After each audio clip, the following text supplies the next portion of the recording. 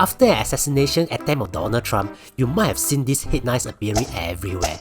And then YouTubers who think they are political experts also started to say things like this. Trump has just won the election with this. Don't need to wait till November to know the results. Trump is winning. Trump wins the election on 13 July, not 5th November.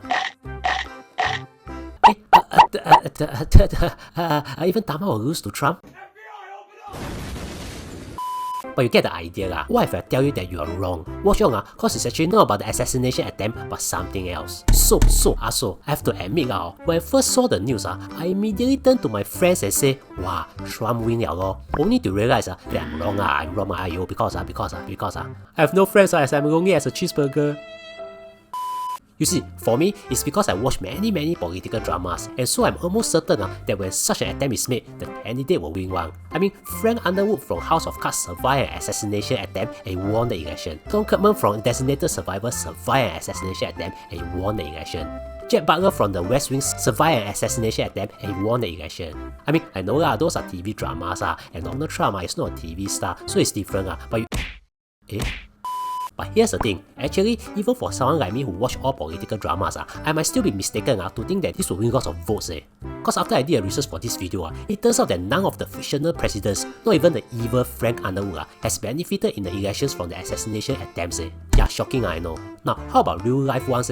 Actually, if you bother to read the articles mentioned in the beginning of the video, you'll know that it's just that Trump's fearless image of him punching the air after being shot portray him as a strong, fearless man who can take on anyone. It's not that they say he will confirm win the election. In terms of looking at history, there are actually presidential candidates who survived an attempt assassination and still lost the election. Lost in 1912 after surviving an assassination attempt while campaigning. In 1975, Gerald Ford survived not one but two assassination attempts and still failed in his election. You see, the key thing about Trump's attempt assassination is this image. Him punching the air with the US flag behind him. So what happened really is that he just boosts his defiant strongman image. But here's the thing even if Trump really wins people might mistake this incident to his victory, because here's the graph of the polls, with Biden being blue and Trump being red. Cause over in the US they often conduct polls to see where a candidate stands.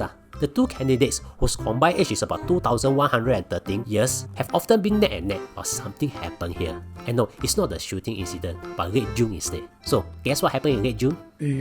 With the COVID, with dealing with everything we have to do with, look, if we finally beat Medicare, well, I just had a bad night. Yeah, since the debate, Donald Trump has been leading in the polls with the gap widening. Note that the poll results are before the attempt assassination. In this New York Times graph, the director of the election data analytics also indicated that even if new poll numbers come in immediately after the attempt assassination, just to know if the incident has affected the poll numbers, it might be low quality, which means not good .